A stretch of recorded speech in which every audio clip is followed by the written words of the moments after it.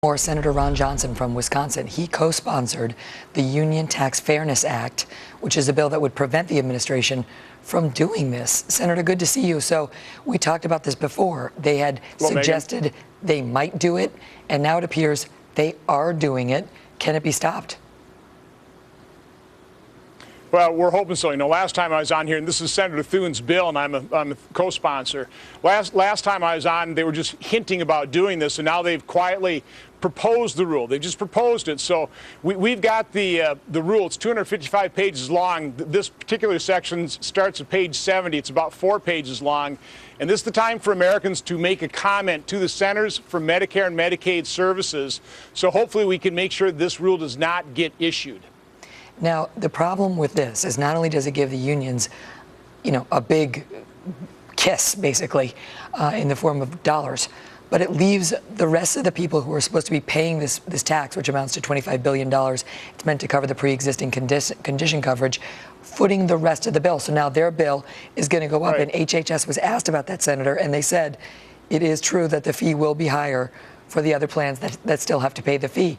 Is that fair? I mean, can they get away with this? Because the average person really isn't going to call up and object to the rule. No, it's not fair at all, and that's exactly what's going to happen. Is everybody else will be paying a little bit more in terms of their reinsurance fee.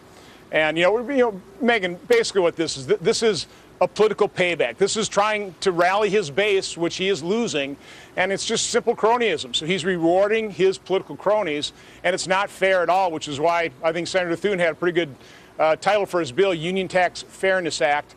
We need to insist that this president treats the unions fairly, actually treats all Americans fairly in comparison to the unions. Is this another example of the law being set up to work one way, and then the president, under pressure from his base by executive fiat, just saying, I'm going to, basically a line item veto, saying I'm going to change it? Well, this is something they actually had to issue some rules on anyway, so they'll certainly hide behind that process. But this isn't the first time he's granted special treatment to unions. Remember when they were granting waivers early on in the implementation of Obamacare?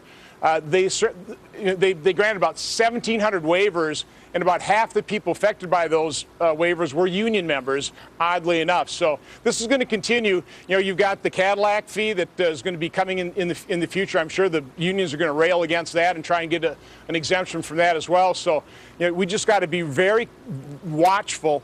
And that's what we're trying to do now, is we're trying to raise the profile. Certainly appreciate the fact that you are raising the profile of this issue so that we can make sure that this ruling does not become permanent. People need to know what's going on. They need to pay attention. Senator, good to see you. Thank you. Have a great night. Hope your voice heals. Thank you very much. Getting all sorts of recommendations from our viewers, which I appreciate.